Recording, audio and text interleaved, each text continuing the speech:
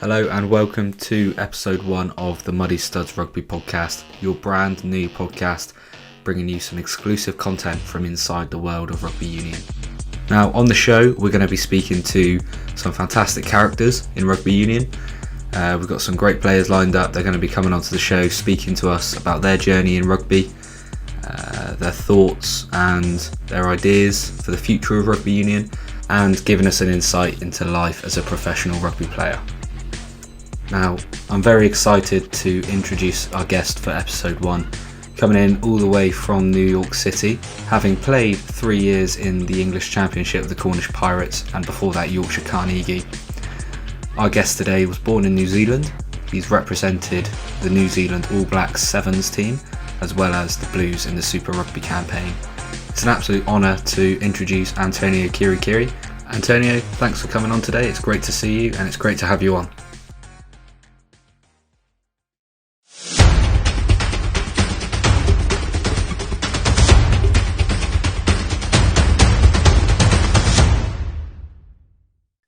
Hello, Antonio. Thanks so much for joining us today.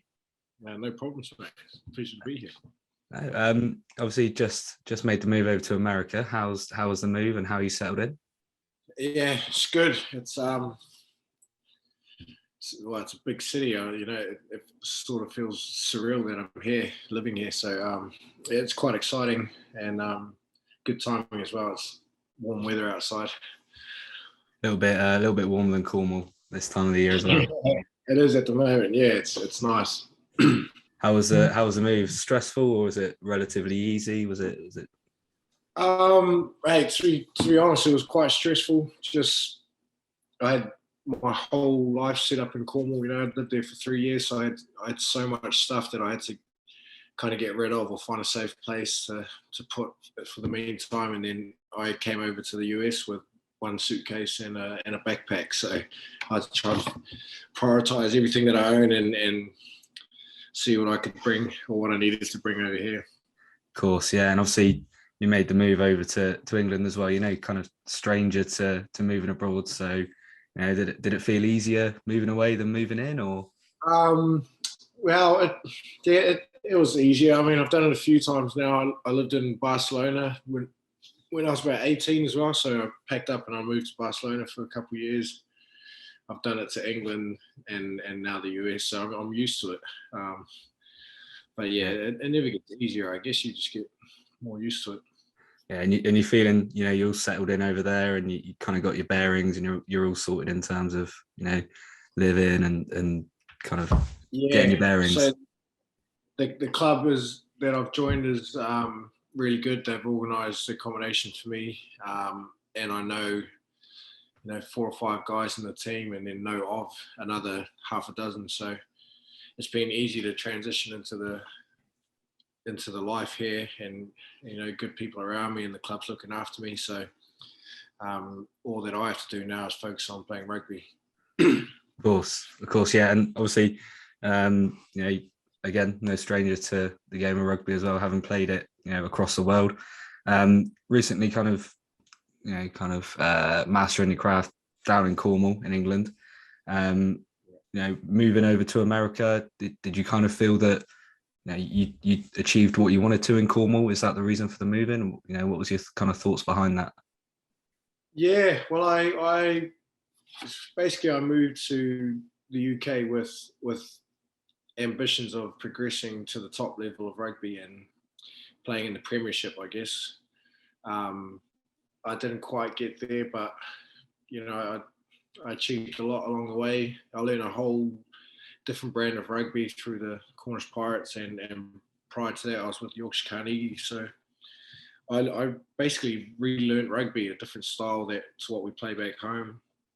I've made lots of good friends, lifetime friends. I got to see a part of England that not many people from New Zealand do get to see. Most people go up to London and do all that kind of thing. But, I got to see Cornwall, which is, one of the most beautiful parts of the country. So I achieved a lot in my time down there, and it just came to the point where I was ready to move on to something new and see where the US rugby can take me. So, yeah, I'm quite excited about it. Absolutely, yeah. Major League Rugby in America, it's still sort of kind of finding its feet, finding its identity. It's exciting to see where it's going. It must be quite exciting for you to be involved in it in what is still pretty early years for it.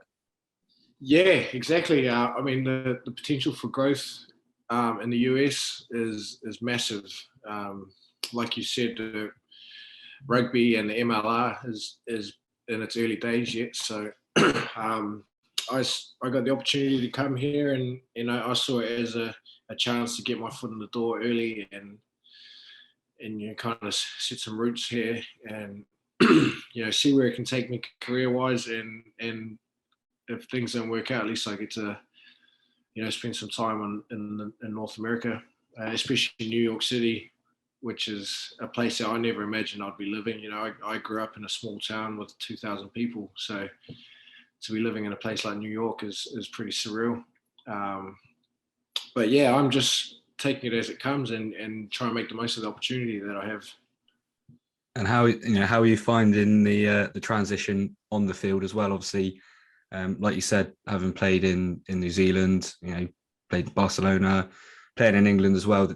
Completely different environments, completely different styles of play. You kind of mentioned that a second ago. Do you find that kind of an easy adaptation for you as a player, or do you kind of focus on yourself and let the game flow around you?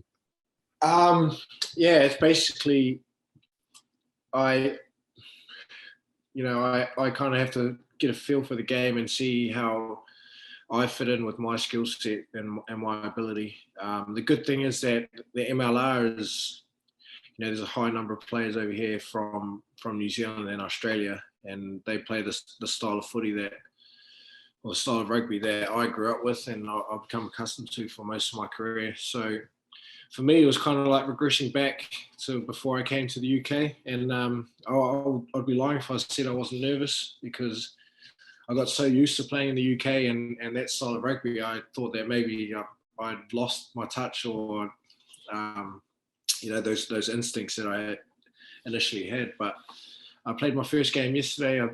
25 minutes off the bench, and it kind of it was like riding a bike again. Like a bit more open space, a bit more. How do I say it? It's less confronting rugby. People looking for space rather than trying to just beat each other up all A little game. bit more kind of Route One in England, I guess. A little bit more up front. Yeah, and over here it's a bit more expansive and a bit more creative, I guess.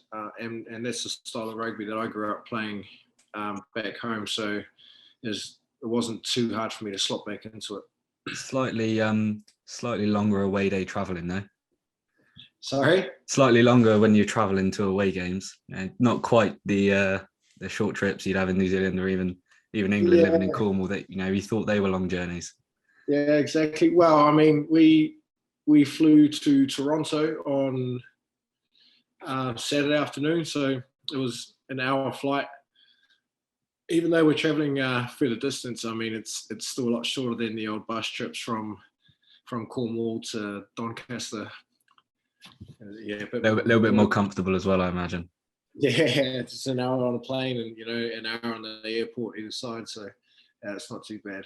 And how have the players over at New York kind of welcomed you? Has it been a nice warm welcome? Do you feel that you're fitting in there as well socially? It's good fun. Yeah, absolutely. Like I said, I knew a handful of guys before I came here, and a couple of them were really good friends of mine. So it's been good to reconnect with them, and they've sort of not held my hand a little bit, but they've kind of made sure I've had everything I need and introduced me to everyone. And then I guess rugby players and rugby teams are the same everywhere I've been around the world. You walk in, they make you feel welcome, and they make sure you got everything you need. It's pretty good way to come into a new environment, I guess. So. Have they shown you the sights? Have you done the walking tours and seen all the sights yet, or has it all kind of been a bit 100 mile an hour since you got there?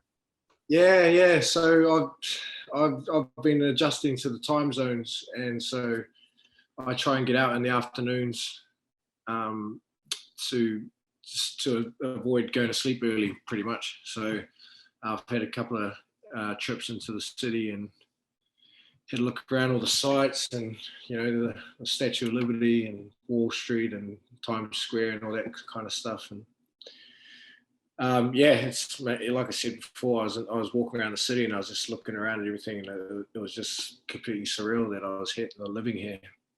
Not in Penzance anymore. No, mate, a big change up from Penzance. Yeah, obviously, when the news broke in Cornwall, there were a lot of disappointed fans. I think they were just sad to see you leave. Down in the Cornish Pirates. I know they were very, great big fans of yours. The style of rugby that you play. Did you find it hard, kind of saying goodbye to those fans and saying goodbye to obviously your friends as well on the pitch?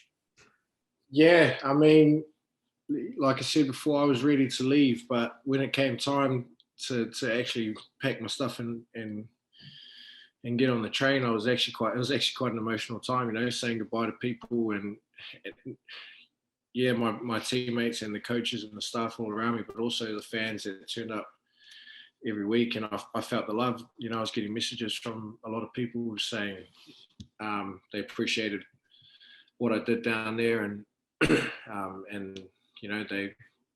the quote that I was getting a lot from them was "once a pirate," which that kind of means a lot. They, even though I'm leaving, they still consider me a pirate player. So it's something that I'll never take for granted. I think I felt like I belonged down there for the time I was there, and I'm looking forward to getting back someday soon, and and hopefully bumping into those people that reached out to me. Of course, yeah, no, absolutely. It's it was sad to see you going. When I heard the news as well, I was kind of kind of saw you a few times down at the club as well. It was it was good fun, but it's going to be really interesting, kind of to see your journey moving forward. At New York, and kind of seeing you progress in Major League Rugby, and to see the league itself kind of growing as well. The caliber of players that you're going to be playing up against is huge as well. It's growing every week. You see the signings it's coming in, that it's really starting to pick up over there, isn't it? Yeah, absolutely. And even I have a quick look around our team, and we've got four players that have played for the All Blacks. I think three of them have won World Cups. So I mean, there's some pretty high caliber players around, and I'm excited about that as well. I come from being at the Pirates, where I've was one of the more experienced players, and I was not the most experienced, but one of the, and I was always trying to pass on things that I know and teach the young boys and stuff like that. But now I guess I can sit back in a learner's seat and learn from these older guys that have played on on the world stage and pretty much accomplished all you can in rugby. So it's good to have guys like that around. Andy Ellis is one. He's 38 now. He's played 30 or 40 tests for the All Blacks. We've got Waisake Naholo and Nehe Milner-Skudder. Both won the World Cup in 2015. So yeah, I'm excited to play with the likes of those sort of guys. And then there's a lot of similar caliber guys in other teams as well. I think the LA Giltinis, I think they've got about 6 or 7 former Wallabies. And I mean, every team's got their their big names and stuff. So it's quite exciting to be a part of. Yeah, absolutely. You mentioned then being able to play alongside these people. Just to kind of a few little questions, just kind of get to know kind of your opinion on kind of your history as a player as well. Are there any games, any players that you've played with or against that really kind of stand out to you in your memory, whether that's in New Zealand, that stint with the Blues, or down at the Pirates, anyone that you've played with that has really stuck out to you in your mind? Yeah, I mean, the biggest one would be Sonny Bill Williams. I mean, he was, when I was a kid, I kind of idolized him. I actually started tackling with my left shoulder just because he used to, he's world famous for smashing people with his left shoulder. So I just started running around and tackling people with my left shoulder. no arms as well, and that now still to this day I make 80% of my tackles on my left shoulder just because I got so used to it as a kid. And then if I wind forward a few years from being a kid, and I joined the New Zealand Sevens, and Sonny was in the team, so I got to play with him there, and then again at the Blues. So I had a couple of seasons with him, and then the other big one has to be Jerome Kaino. He was one of my favourite players. Being a back rower as well, and the special thing about him was that he was really good at making people like myself feel comfortable in an environment. He'd always make sure I had everything I need, take me out for coffee, make me feel comfortable. And, he's a pretty special bloke and one of the best guys I've come across in rugby. And on the other side, he's also, a hell of a weapon on the field. So I was pretty privileged to play with him. That must be pretty surreal, to idolise these people and then to be, going out for coffee with them, playing alongside them on a rugby pitch. Yeah, it was, mate. And you're like, you realise how big profiles they have, and we're out in public, and they're constantly getting stopped for photos and autographs and stuff like that. And sometimes you pinch yourself, you're like, man, why is this guy like hanging out with me, kind of thing, And then you get used to it, and you realise that they are guys like me, they're similar upbringings, just growing up in New Zealand, young boys playing rugby, and so there's the initial wow factor of it all, but then you realise that these guys are just good, honest, like normal blokes, and they like the same things that we all do, and you can treat them like a human. I think that's the thing. You kind of when you've got such high profile players playing such high stakes games, you've got there's a bit of a gap. Then you see what you see on TV, and in the interviews after a game, very scripted almost. You almost know what they're going to say before they say it, but then kind of behind the curtain, it's human beings, just good blokes, and it's very interesting to kind of to get that perspective on just normal people, but constantly having a camera shoved in your face. Yeah, exactly. I mean, I've never dealt with that sort of attention from the cameras and stuff, but I saw it in front of me a lot, and the guys, they 9 times out of 10 they give a very generic answer to an interviewer, or they do what they have to. They tick those boxes, but they're behind closed doors. They're just like myself or you or anybody else. They just they get angry, they get frustrated, or they miss their wives and their families, and they go through all the same stuff that we all do. So it's quite cool to see firsthand. Absolutely, mate. Antonio, thank you very much for chatting today. It's been awesome getting to know you, getting to kind of have a little bit of a chat. Obviously, best of luck for the rest of the season in New York and beyond. And from all of us here in Cornwall, thank you again, and all the best. Appreciate it. Thank you very much, bro. This was good fun. Thanks again, Antonio, for your time. It was great speaking with you. That's all we've got time for today, but join us next time on the Muddy Studs podcast, where we'll have another very special guest to bring to you. Keep up to date on all of our social media accounts on Instagram and Twitter at the Muddy Studs for all information. You don't want to miss another episode. Thanks again for listening, and see you next time.